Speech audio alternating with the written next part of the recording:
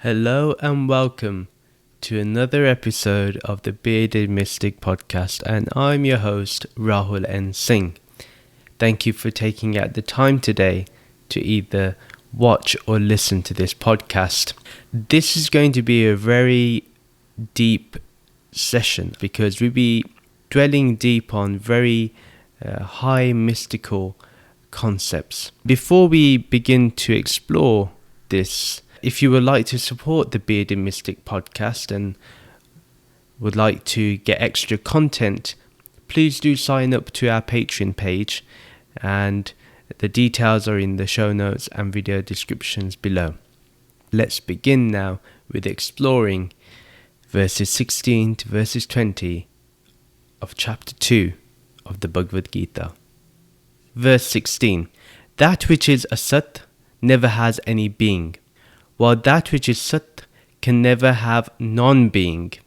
Both these states of being are known by the seers as that which is tattva, always true. We will go into what this really means. It's a very, very deep verse. It's one that I probably will be spending a lot of time on. It's more or less me reading off my notes, because what I tend to do is I read the verse, I read a few commentaries, I then think about what it means for me, and then bring it into the podcast. Asat means that which is unreal. It never has any being. It has no real existence. It is rooted in change. So whatever is rooted in change, whatever we see that goes through some form of modification, that is asat. It is unreal. Asat is always dependent upon something for a cause and cannot exist independently. If you have a look at every living being on this planet, everything in this solar system is dependent on one thing or another. In this whole universe, something is dependent upon another. The basic law is cause and effect, right? We can learn from this that everything that we see is unreal. For example, hot and cold. These have been used in the previous verses. Hot and cold are dependent on how you perceive heat and cold. Sometimes you can be in the same room as someone and they may feel more cold than you do. Maybe the air conditioning is on the AC and it's on a lower temp. Other people are feeling cold, but your body is different. It's not feeling the same level of coldness. If you look at absolute cold or absolute heat, does not exist by itself. You need someone to perceive that coldness or that heat. There is no way that it can just exist by itself. It needs something to perceive it. This is basically something I read once in the book. It was discussing quantum theory. The example is that of a tree falling in a forest. Did it exist? Now, if you think about it, it doesn't exist because you weren't there to hear the sound. You didn't see the tree fall. In your world, it hasn't fallen. But if you were there, it's totally different. This is what I mean by nothing exists by itself. Everything is dependent on something and nothing exists independently. It depends on something, whether it is imagination, thought or memory. Even thought has a cause. Thought never appears by itself. Thought has an intention. The intention is probably caught by a desire. The desire is created by a product. The product is then created by a company. The company has been created by someone. That someone has been created by someone else. And then it just continues. You can see from there, everything is dependent upon one another. Nothing is independent. This is why in Vedanta, and something I strongly emphasize in most of my podcasts, that you have to look after people. You have to have that basic sense of humanity because we are all dependent upon each other. That's why I say that if there is income inequality, we need to do something about it because it affects everyone. Nowadays, people are on these trips to space. I don't see what's great about that. How about you sort out the Earth? We're going through a climate crisis and you're going up in space. Like, why? Why don't you use your time and resources to look at renewable energy and invest in renewable energy? Wouldn't that be a better option? Again, because we understand we're dependent on each other, we have to care about people. If we see people in the black community are being subjected to police brutality or to any form of racism by anyone, we have to call it out and we have to address it and we have to do something about it. Merely brushing it under the carpet is not enough. More has to be done. This is really important to understand. When we understand that nothing is independent by itself, that means we all have a part to play in this. A classic example in Vedanta, if you've been studying Vedanta, you know about this one. The example of the clay pot. The pot is made from clay. It is dependent on clay to exist. Clay is dependent on the earth, and the earth is dependent on the sun and the solar system, and it goes on. Like I just mentioned, we are dependent upon each other. The solar system is then dependent on the universe. The universe, what is it dependent upon? This is what we're going to be looking further into. Everything is reliant on a form. A sat is form, and form keeps on changing.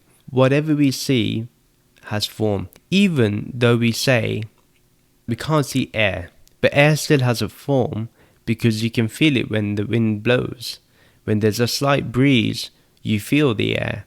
Therefore, if there is a feeling, there's definitely a form. If it is dependent on something or requires a cause, then a sat means all name and form has no real existence. Even if you can name something, like I said, I can name air, I can name space. That means that's name and form. It's name and form, by the way. It has to have a form. Something can have a name, but not necessarily have a form, which we'll be looking into. But everything is reliant on a form. It requires atoms being packed together to have a form. Sat is what is real and never changes. In Sat, there is never any non-existence or absence at all. Let's really dive deep into this a little bit. A Sat, as we know, never has any being. Sat never has non-being, which means something much deeper. This is why I call everything that we see and perceive the transactional reality. Everything we see is mithya. Yeah, everything we see is subject to cause, subject to change, subject to modification. We are basically a sat. We are unreal. It is not sat. But sat is something that never has any non-existence or absence at all. This means that what we are calling to be real cannot never not exist. It has to always exist. It has to always be here. And sat cannot be negated at all. If you look at the method of neti neti, which is not this, it's actually taking away what is a sat to eventually get to the point where only sat is. It can only show the isness of sat, the isness of what is real, the isness of that tattva. Neti neti cannot take you to the absolute point. It can take everything away, but it is only with knowledge of what is sat that you then discover what is left. And it's not something that is left, it has always been there. Like I mentioned, where only sat is, the isness is sat. Where only isness is. Isness is a very good word. I really like this word. And if there is a word that I like to use for God, it would be isness. When I say God, again I'm meaning Nirgun Brahman. Brahman, the ultimate reality without any attributes. Even attributes, they can be taken away. Therefore, it is a sat. People who do believe in Saguna Brahman or the Abrahamic God basically has attributes. It has certain qualities. You take those qualities away, what you're left with? Either you're something that has never existed, or it shows you that there is Nirgun Brahman, the ultimate reality without attributes, which is the one that we should be worshipping, which is actually the only one that deserves our worshipping. But sometimes we need the help of a certain form, so we use Saguna Brahman, which is understandable. We need to go to the isness, and isness is Brahman. Isness is the ultimate reality. And if Sat is real, then that means it does not depend upon anything for its existence. Brahman doesn't need us. Whatever is real doesn't require me to perceive it. Because can I perceive it with my senses? No. I really can't. Is the awareness within me that is aware of all the senses and what it perceives, is that ever attached to the senses? Does the awareness perceive itself by the senses? No. The senses can only reflect what it finds upon that awareness, but awareness always remains untouched, unchanged, unaffected, not influenced by what the senses project. But there is within us all an awareness. We've discussed this in the previous episodes. And that's why it's really important that we go back to really understand what we've been talking about, because everything adds on. If Sat is real, that means it does not depend upon anything for its existence. It doesn't need my awareness to be aware of it. No, it is my awareness. Do you see what I mean? I cannot call it mine, actually. Cannot call it my consciousness. I'll use awareness and consciousness, although I like to be more specific, but I'm going to use them interchangeably here, because it means the same thing. Or the witness. Is it ever attached to the witnessing? No. It just witnesses, just watches, just observes. That's why I love the quote by J. Krishnamurti, that the observer becomes the observed. And I find that to be very true. When you go through deep meditation, that's exactly what you find. That's why it's not dependent upon anything. Because, as it says, the observer becomes the observed. Then the person that was watching, they find another layer of watching that's going on. And it's an incredible experience. Incredible. And not everyone gets there. A lot of people, they like to book read, like read scriptures, or distract themselves with other things like rituals and prayer and even meditation. Let's do these different methods of meditation. But those things are distractions from what is Sat. They distract us from turning the mind inwards. And when we can turn the mind inwards, then we are getting somewhere in spirituality. Without that, you're getting nowhere. You can't change that fact. Sat is formless, and the formless is always in stillness. Sat is awareness, is simply isness. That which never has non-being is always still. In meditation, you have to keep yourself still. And it's such a weird thing to say, because you think to yourself, well, how can I keep myself still? Do I keep my body still, my breath still? What does it mean? No, you still breathe and you still go through that. Your body may move a bit. But the stillness is not in the body or the mind. The stillness is what you're watching. Then you become that stillness. When the watcher becomes watched, then you'll find actually it's the stillness that is watching you. It's incredible. This way, there can be a Sat and Sat together. For example, when you say the pot is made out of clay, the is in that sentence means there is Sat there. We talked about isness being Sat, right? So when I say the pot is made out of clay, that means there's Sat. But the pot, the creation of the pot, and clay, the material that's used, are all a Sat, because they all depend on something. But the is does not depend on something. If you say the pot is not made from clay, even then the is doesn't disappear.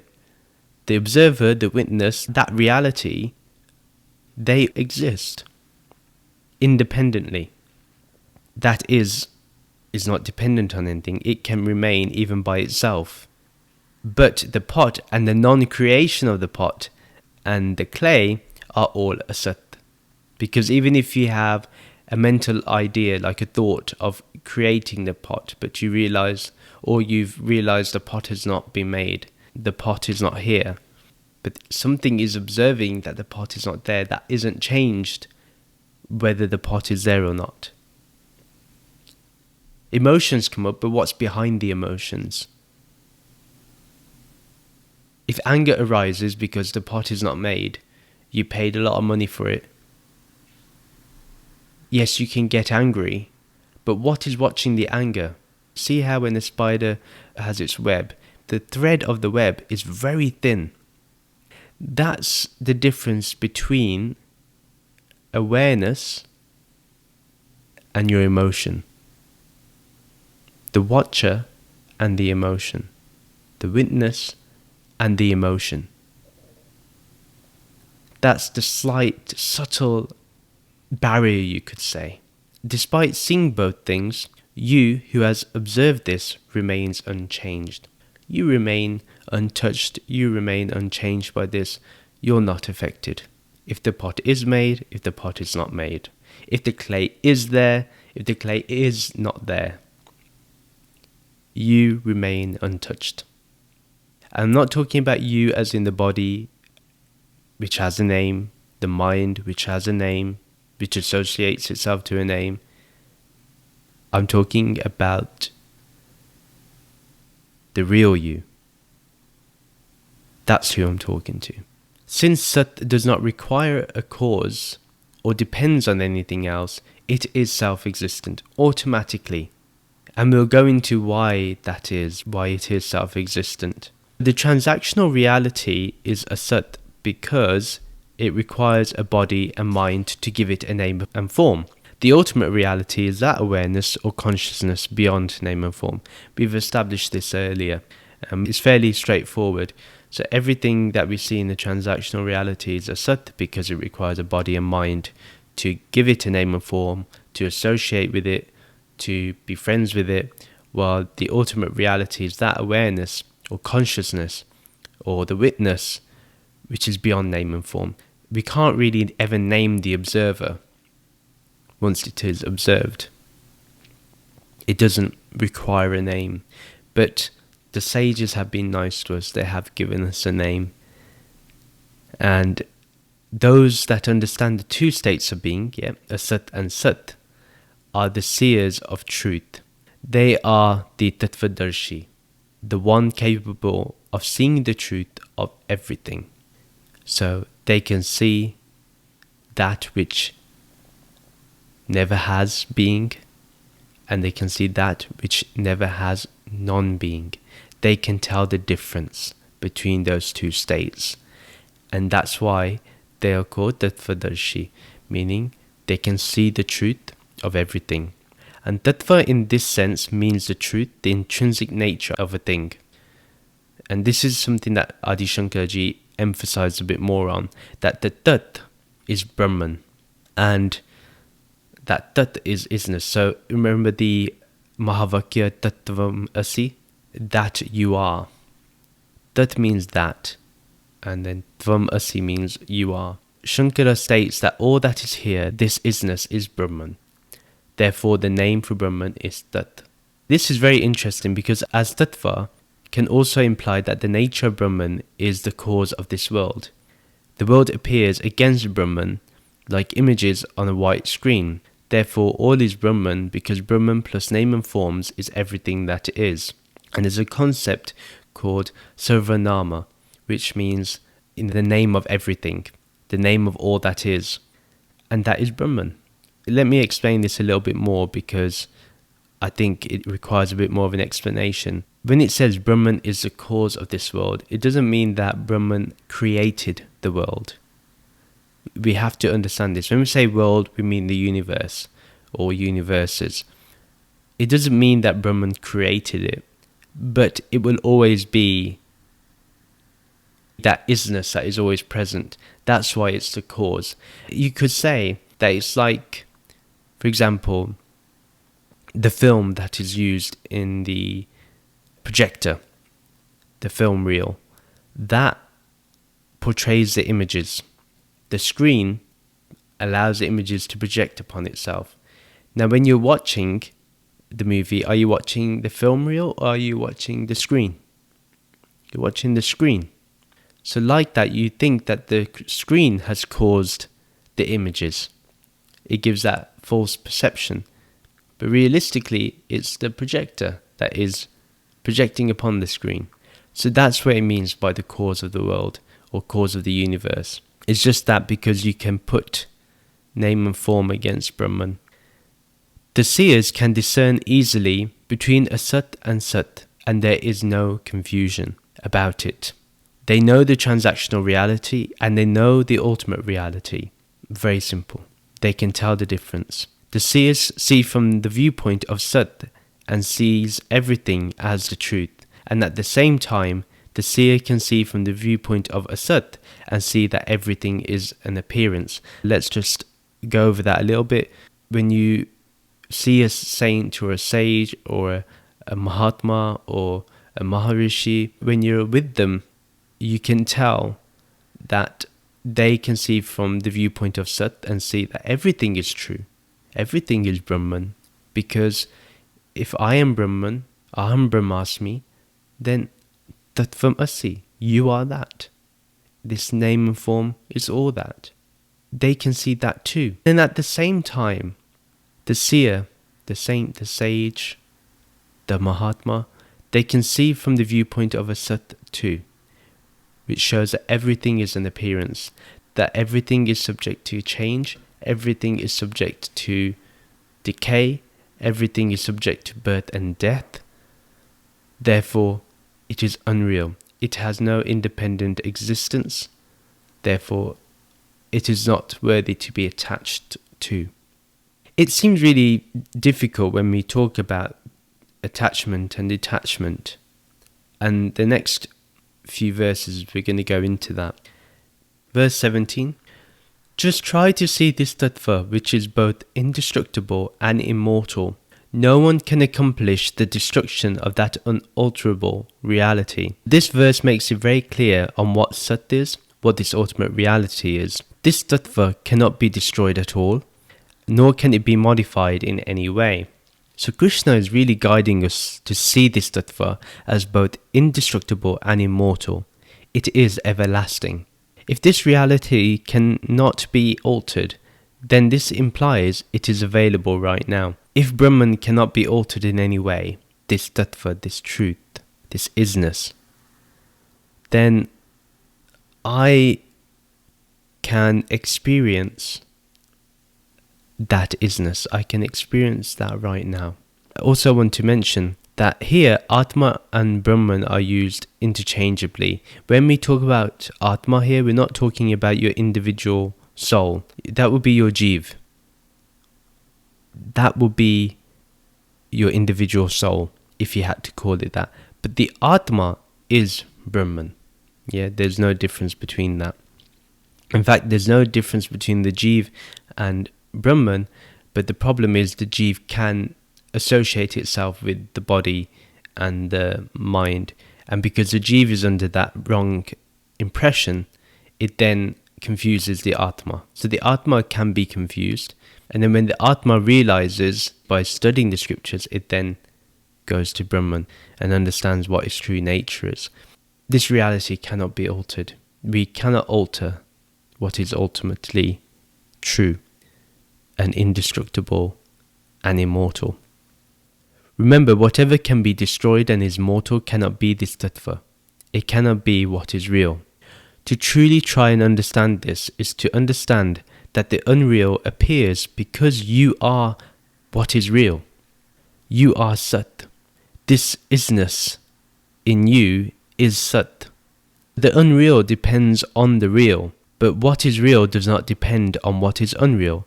That is why there is non-duality, because there is no difference once one sees like a tattvadarshi. Let me make that very clear. The unreal will always depend on the real, but what is real will never depend on what is unreal. So this Brahman pervades everywhere because it is immortal.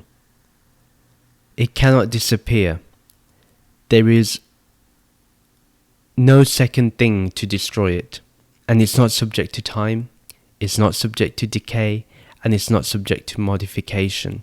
And Shankara says that no one can destroy Brahman, not even Brahman itself. This is very interesting because if someone looks at that, they probably think that's a bit of a crazy statement, that even Brahman cannot destroy itself. That's why it is Sat. If it could destroy itself, that means it was dependent upon something, and that would mean that it was born and therefore it has to die. That's why Brahman cannot destroy itself.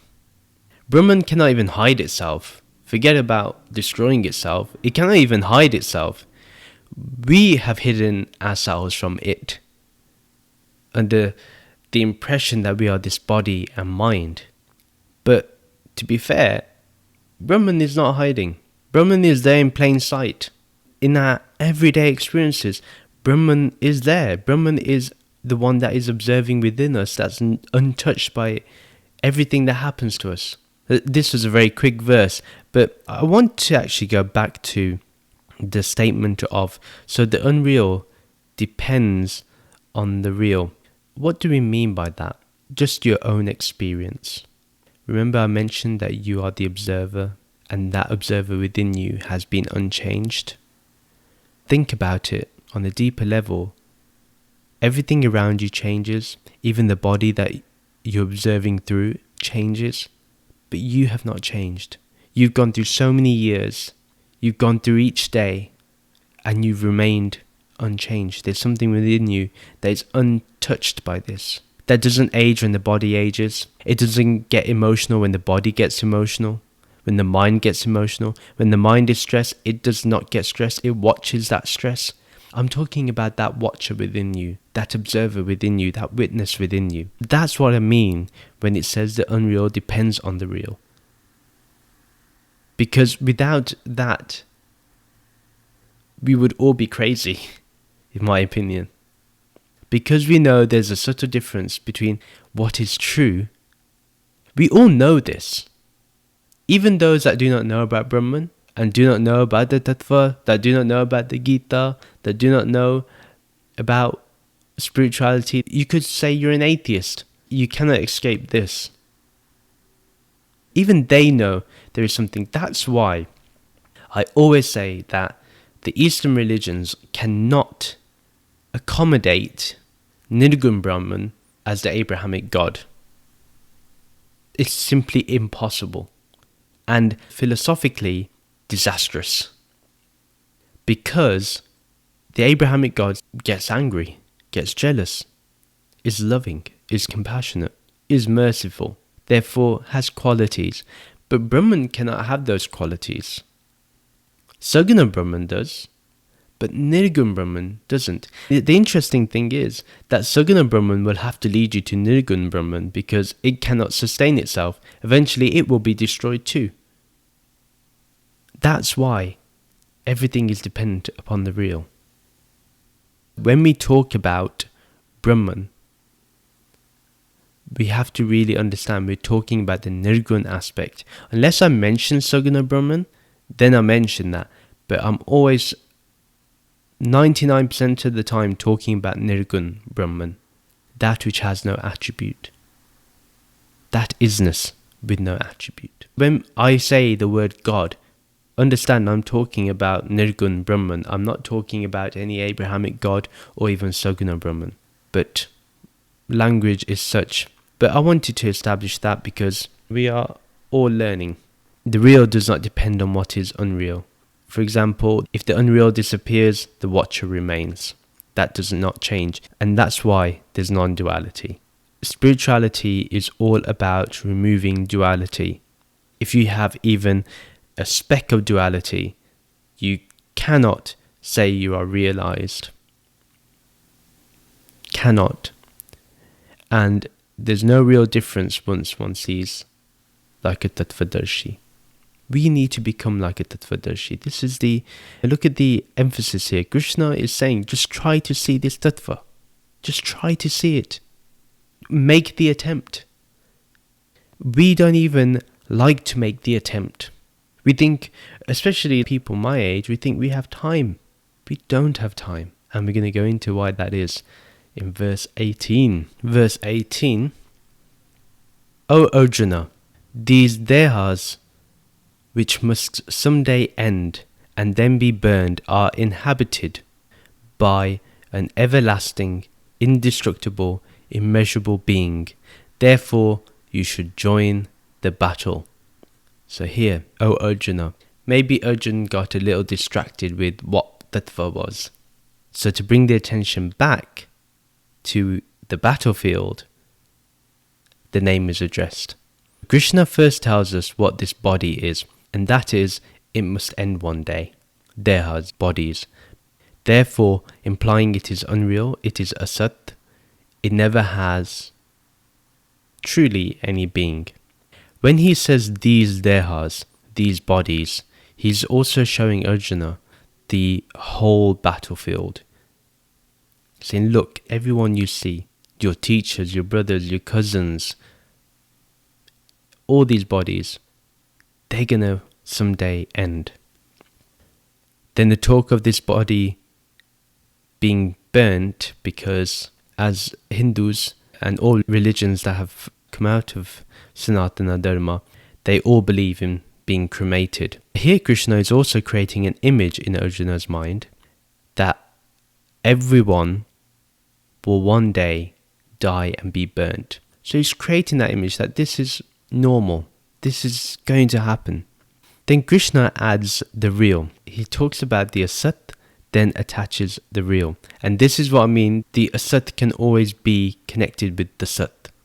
He adds the real, the sat, to this asat by saying that these bodies are all inhabited by an everlasting, indestructible, immeasurable being. This tattva, this tat, Brahman.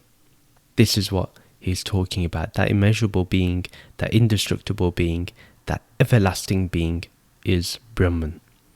Now, the body itself can never become indestructible and everlasting. We know this. There is no one that has lived more than 150 years that we know about.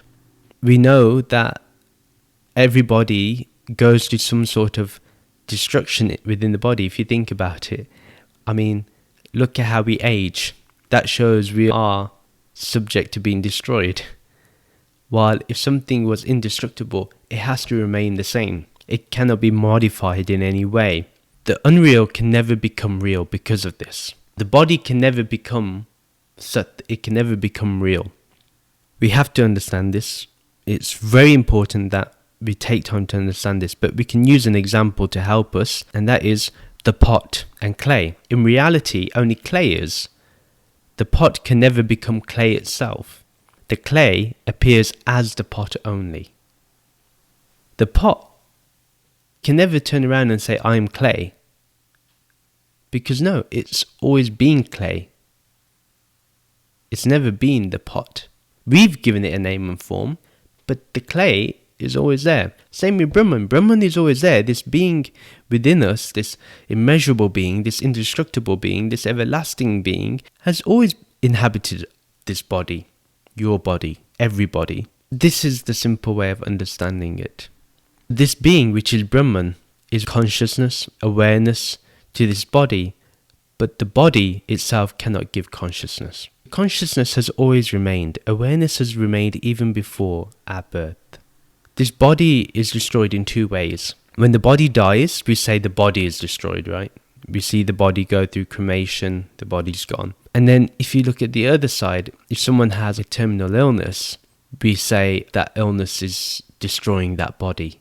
Brahman cannot be destroyed because, as we know, it is isness beyond past, present and future. It is self-existent. Therefore, it cannot be destroyed. The body can be destroyed by something. It has a cause behind its destruction and will eventually, regardless, be destroyed. But Brahman cannot. And it cannot even destroy itself, remember.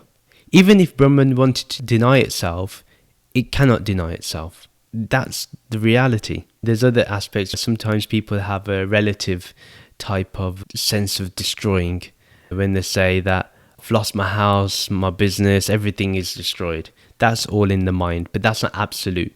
The body dying is an absolute thing. When we lose someone, in my own life, the people that I've lost, my aunts, my uncles, my brother, my guru, their body's no longer here. Their body has been burnt, and all that's left is my own memories. They aren't remembering me, they've gone. They need a mind to remember me. If you think about it deeply, everyone is destroyed. It's a harsh truth, it's a harsh reality. And this is why I think it's phenomenal that early on, Krishna does not delay. If you think about it, the first chapter is just Arjun mainly speaking.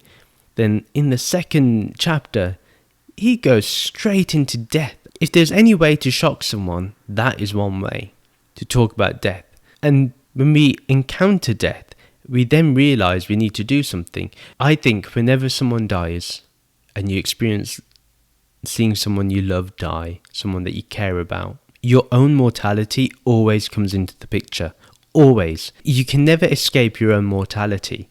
We always do that. And that's why we have to really understand what we really are. We have to do it in the right time. We have to do it as soon as possible. I always say this to people that communicate with me on a regular basis. I always tell them that I want to become liberated. I want to attain mukti, moksha, because I don't know how long I have left. I've seen people die who were younger than me, or I've surpassed the age in which they died, and I ask myself, what have I achieved? And that's why for me, attaining moksha is a real thing. Like if you told me tomorrow that I have to let go of everything, my wealth, my attachments, and attain moksha. When I say moksha, I don't mean dying, like in terms of my body's going to die. I'm talking about Jivan Mukti. I'm talking about moksha that you attain when you're alive. If I had to let go of my wealth, everything, I would do it. But I know that in a way, the whole point of Jivan Mukti is that you don't let go of anything. It's about understanding.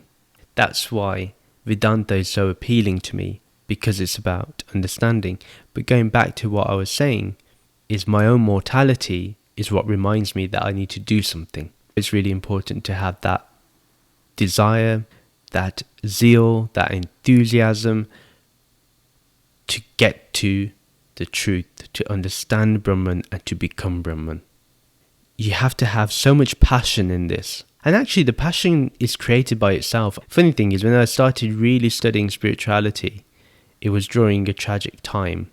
Well, I thought it was tragic. It wasn't really.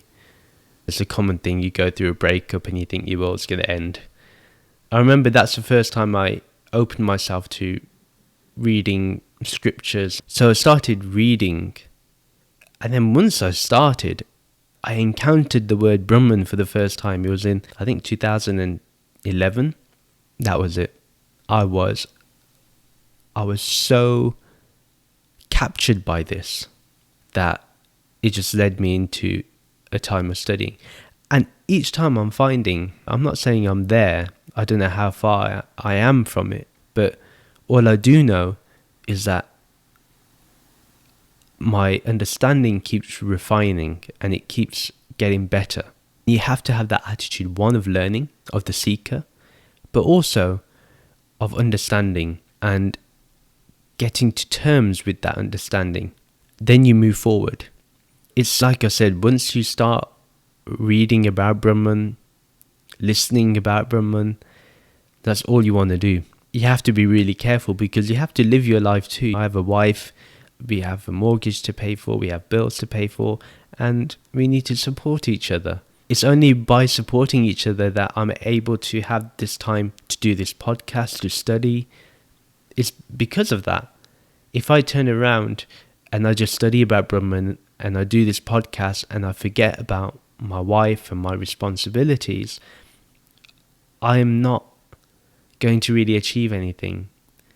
yes, I may attain Brahman, but look what I lost. Why not attain Brahman and also keep what I have? Be a winner in both ways. There's a very beautiful concept, having your lok sukhi and pralok sahela. Yeah, I think it's in the Gurbani, in the Guru Granth Sahib.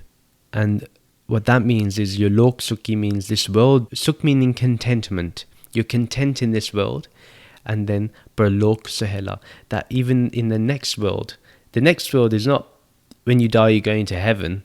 It's not that. The next world is the understanding of the asat is the lok, and then sat is pralok sahela. That will be full of joy. Win the game of both. And my guru often used to teach this and always used to emphasize this. It's only like now that I really value that teaching. I think before I probably would have become a monk, but I see the greatness of living a householder life and being spiritually active. It's a very beautiful thing. Anyway, I digress. This Brahman cannot be measured in any way, not by any sense perception, not through thought nor imagination. Brahman is self-evident, and that is because it is never born, so it doesn't have a beginning, and nor does it have an end, therefore it cannot die. What needs to be uncovered by the likes of me and you, and with Arjun, is to get rid of all the false notions that we have about ourselves. It gets rid of this confusion and the error of self-identity that we have with the body. This is the important thing. Also, when we think we are an individual, this shows limitation. Shankara does say that Brahman is Sovanama, which I mentioned earlier, which means the name for everything. If Brahman is everything, then it cannot be an individual.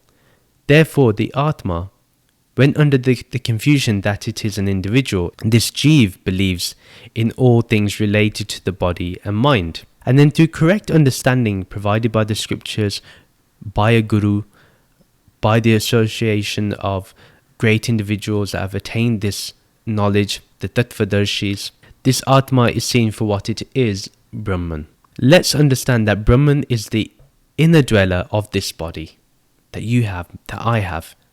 The inner dweller is Brahman, this Sat, and that is not subject to destruction.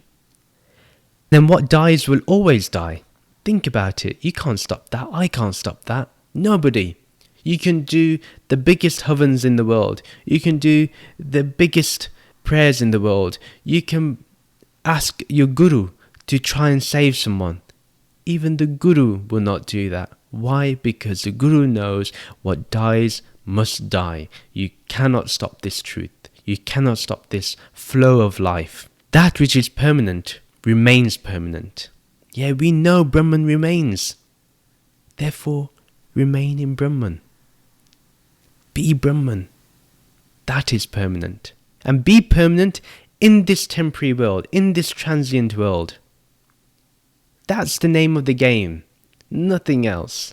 Krishna's main message here is for Arjuna to understand that his sorrow and delusion is false, because he's attaching it to the dehas, to the bodies, to these bodies that he sees around him. When he sees like the Tattvadarshis, when he sees the Tattva, Brahman, then only a Sat is going to die and be cremated. That wrong understanding, the sorrow and delusion will be cremated, burnt and finished. The Sat, the real, will always remain. It is everlasting, and this is why Arjuna should join the battle.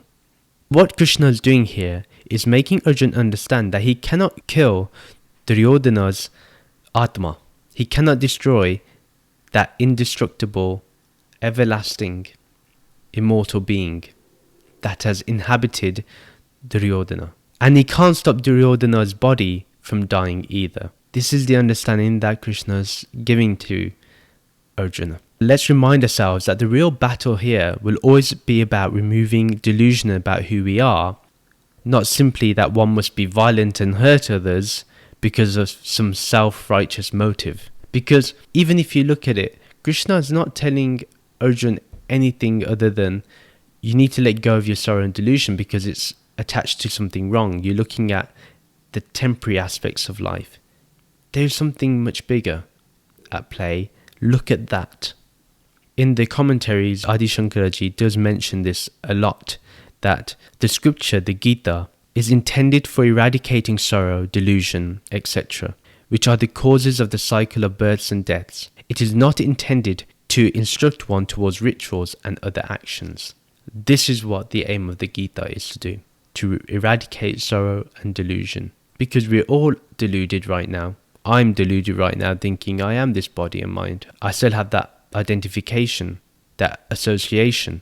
So I need to change that. And this is what the Gita is going to do. It's going to help me if I have that mindset. If I think the Gita is going to help me with rites and rituals and how to do pujas and how to do parts and kirtan and all this, then I'm being distracted. The true understanding comes through introspection. And we can only do that when we understand the Sat and Asat. Here, Arjun is understanding that his gurus, everyone, is simply not these bodies. They are inhabited by something greater, this Atma, which is Brahman. Then we go on to verse 19. One who imagines that the immortal being can kill or be killed does not understand that no one can ever kill or be killed. These next two verses that we're looking at, 19 and 20, they're loose quotations from the Katha Upanishad, which shows us that Krishna's respect towards the Upanishads, and again showing us that the source of the Gita is the Upanishads and that the message is not different. If someone says the Upanishads is higher than the Gita, it's not about higher. You may prefer one, that's different. But to say the Gita is higher than the Upanishads, that's wrong too. It's not the correct understanding.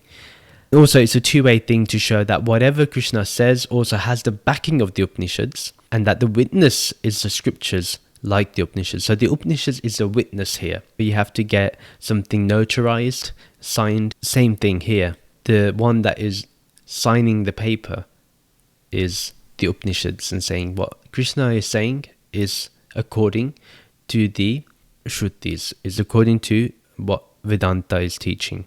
Someone who holds the false concept that Brahman can kill or be killed does not understand the eternal truth.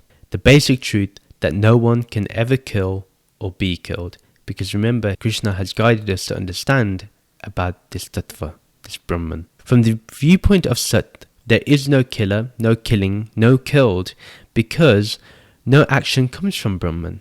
The viewpoint of the unreal, Asat, there may be the appearance of killing the killer and killed, because there is a body committing an action. Brahman cannot be the subject of an action, nor the object of an action. We cannot associate action with Brahman. Brahman is not the doer.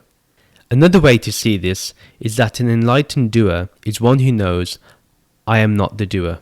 Even though they perform the action, they may do the action, you may see them physically do an action, but they know they're not the doer. This body is doing it, but their real self is Brahman, is this Atma. Some say then that means that the enlightened person can do whatever they please. We sometimes think that, well, if you say that you're not the doer, then can you commit a crime? No, not really, because an enlightened person will always follow the dharma. They will always follow the path which creates and causes less harm. Majority of the time it's about causing joy and creating joy. They will never do something that will harm others, or it will cause less harm, because the fact is, sometimes the guru can say something to you, you may get offended, but they probably meant it in a way that was going to benefit you. So it may have been harsh in the beginning, it may have caused you harm in the beginning, but a year down the line you realize that actually the guru is right with what they said about me, and you realize it causes less harm. It may now transform to joy. So do you understand what I mean? When we say that an action is right or wrong, it's never black or white, never. That's why here it's very important to know that we always talk about what causes less harm or what causes joy. The Atma will never be the doer. We have to understand this. And the Atma is always free from all action, and this is not recognized by someone who thinks that the Atma is the doer. Verse 20, That being who was not born can never die, and who, having been, will always be. Unborn, undying, with no origin, this timeless being is not killed when the Deha, this body, is destroyed. This is directly about Brahman. Yeah, this whole verse is about Brahman. It's a loose quotation from the Katha Upanishad. This is directly about Brahman, or the Atma, that resides within all of us. In fact, there is only one Atma, if you think about it. We think it's individual, but there is only one. It is the all in us, and that is not subject to change or modification. When we think we have millions of Atmas in this world, the problem with that is you then have to ask the question, where did the Atmas come from? Like, for example, when we have populations increasing, how can you say, where does these Atmas appear from? Is there this machine that creates Atmas? We need to understand on a deeper level that there's only one Atma. Jeev is a plenty, and Jeev can be the being that inhabits your body and mind. It can create a false impression upon the Atma, but the Atma can never be an individual. It can be only under the false impression, but it's never individual. It's always one. It's always Brahman. This Brahman is simply not born. It has no date of creation. We cannot know when Brahman was created. And in fact, as we know, to even talk of creation, we cannot be Brahman, because when something is always has been and will always be, it's self-existent. If it doesn't die, there's nothing in between birth and death for this, then it's self-existent. Brahman cannot experience birth, death, or in between, since all these are transient experiences. Being unborn, therefore establishing that it is uncreated, not bounded by time and space, not subject to death, nor is it an object within time, as it has no beginning. Therefore it is undying too. If it's not born, it's not going to die. Since it has no origin, no original cause, it is not subject to any change. Only that which has an origin or a cause is in the continuous state of change. By saying this also removes any possibility of Brahman being understood as eternal, but continuously changing, eternally changing. This gets rid of the concept of Saguna Brahman, because Saguna Brahman may have attributes that cause it to change over time, or we can continuously put attributes upon something. But the fact is, it doesn't change because it has no attributes. This timeless being is not killed when the Deha is destroyed. So this physical body that is subject to birth and death will die, it will be destroyed, it will be burnt, whilst this timeless being will never be killed. In the Sanskrit, the word Purana has been used, and it generally means ancient. But here, it means that which is fresh. Brahman, or the self, is always fresh and new. The body is subject to time, ages and gets old. When the body dies, it starts smelling. But the timeless, being beyond time, is always new and will always remain new. This is so beautiful. And why is Brahman so fresh? Why is it new? Because it's always is. It's in the present moment. It's always present. Always is. Whenever you approach isness, it is always new. It is always fresh. This is why it's so important to read scriptures, because you get the vocabulary to explain things. Sometimes I struggle with words. Then I read something like this and I'm like, oh yeah, Brahman is fresh and new. That's the right way to say what I feel. And this is it. The Atma, or Brahman, cannot be influenced by Pap or Punya, activities which result in suffering or activities which result in joy. If the Atma did, then it would not be self-existent. This Brahman, this Atma, is always beyond suffering and joy, beyond those attributes, beyond those qualities. This is why it is important that we use the tools of discernment to see ourselves as the Atma and not the body. Very important that we see ourselves as the Tattva and not as this body, the Deha. It's important that we use this knowledge that we've learnt today in our day-to-day life. This is not meant to be listened to and then be like, oh, you know, the Bearded Mystic podcast said this and that's amazing. No, now practice it. This is the whole point. I've got to practice it. And sometimes it's difficult, I know. People can be difficult. People can be weird and wonderful. People can be annoying. But the thing is, we have to remind ourselves that these dehas, they're subject to death. They're going to be burnt one day or buried one day. But within them, inhabited within them, there is this Brahman, this indestructible being. They don't know that they're this. Yeah, maybe they don't know. So, be nice to them. In fact, it makes you a nicer person. If it didn't, then, there'd be a problem. Anyway, Shankara reminds us that the Atma is not born, nor does it die, nor does it grow, nor does it shrink. It cannot add on any attribute for it to grow. So if it doesn't grow, that says everything. Because when something is added on, I grow, I can learn new skills. Yeah, we can do that. We can learn new skills. We can acquire new knowledge.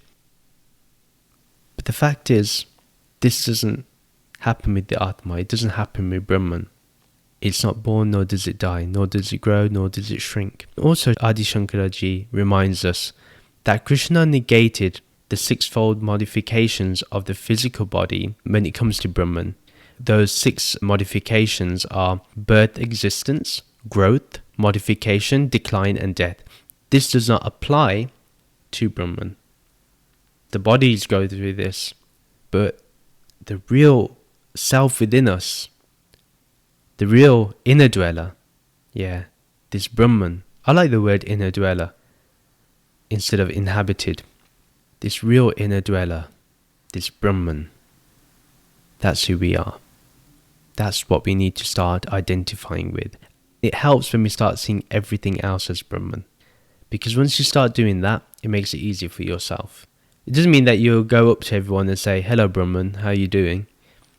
That's not what I mean. What I mean is, internally, you understand that everything is Brahman. Yeah. It'd be really weird if you did that. And people will call you crazy. So don't do that, please. And don't say the Bearded Mystic podcast told me to do it. I did not tell you. This is my disclaimer right now. So, the Atma or Brahman do not have any of this. Hence, it is Sat, the real, the formless, the name of all, Sovanama. This Brahman cannot be objectified and simply doesn't give any opportunity for it to be an object. That's the beauty of it. Before you even see it as an object, before you perceive it as an object, before you even witness it as an object, it then becomes you. It doesn't let you objectify it. Just right before, you will find it switches. And this is what is called samadhi, because samadhi means the mind automatically turns inwards. This is the real meaning. This is what really happens. Brahman can never be objectified, nor can it be seen as an object. It removes any opportunity. And that's why it's really important, my friends, that when you practice this more and more, trust me, you'll find your mind just turns automatically inwards, and you will even notice that before you can even name and give a form to the object that is Brahman, it will reveal to you it is Brahman and you are it. Simply, before you can bring it into as an object, before you can name it as an object or identify it as an object, because it cannot be. And even then, the mind, when it will try to make it an object, will get confused, because how can you objectify isness? So thought will get confused, and therefore mind is confused. Brahman can never be objectified, nor does it have any attributes to receive any action. It does not itself undergo a change to perform an action, as it is Sat, it is real. This is the state of Brahman. That's why Brahman is not a doer. Brahman is not the Karta. A lot of times we like to say God is the doer of everything. Why would God do anything? God doesn't do anything. God doesn't need to. And in fact, it's our way of blaming our circumstances on God. We've made the circumstances crap for ourselves, but we like to blame God. So we say God is a doer. No, God doesn't do anything.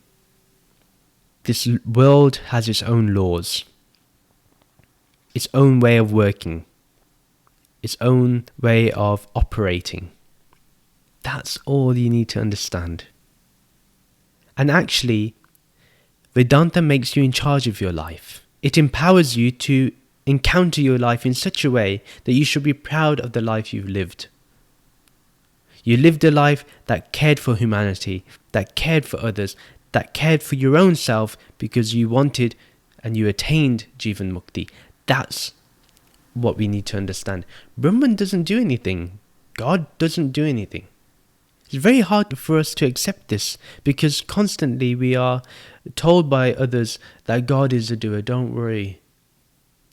Karan wala wo hai, they say in Hindi. No, he's not the doer. When we say he's the doer, and if we say he performs an action, guess what happens with an action? An action is born, an action dies. Therefore, that means it is not Sat. God cannot be truth. Then atheists are right. Because if the action is born, and then the action dies once it finishes, and if it's associated with Brahman, then Brahman cannot be true. God cannot be true. Then that will also mean that God is born and God will die. Then Nietzsche is right that God is dead. But he encountered Soguna Brahman, or he encountered the Abrahamic God. He wasn't able to see that which is eternally true within him, which is Brahman. That's why Brahman cannot perform an action, nor can he receive any action, meaning whatever rituals you may do for Brahman, Brahman is untouched. Brahman is not going to be like Lord Shivji or Lord Vishnu that's going to bless you in some way, or Lord Brahma and bless you with riches and knowledge and boons and all this. No, Brahman doesn't do any of that. Brahman is not going to reward you, nor is it going to punish you. The laws of the world will do that.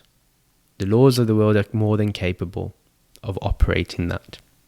And with this understanding, we know that the Atma cannot cause sorrow, nor will it ever be in sorrow because it's changeless. We then further understand that the Atma is not the doer of action, nor an object of the action, and not a source of sorrow. This is what happens when we understand in the correct manner what Brahman is. And the Atma without any origin is fullness. And that fullness that remains full even when fullness is taken from it. That is what the Atma is. That is what Brahman is. And that is a beautiful way to end this episode. Remember the isness of this fullness, of this formless, of this timeless, immeasurable being. That is Sat. That is Brahman. Thank you very much for listening. A new episode is uploaded every Sunday. You can follow my social media channels. The accounts are in the video descriptions and show notes below. I do suggest follow me on TikTok because I do some extra videos on there. Please do rate and review this podcast. Thank you for listening. See you next time. Take care. Stay safe, everyone. Bye.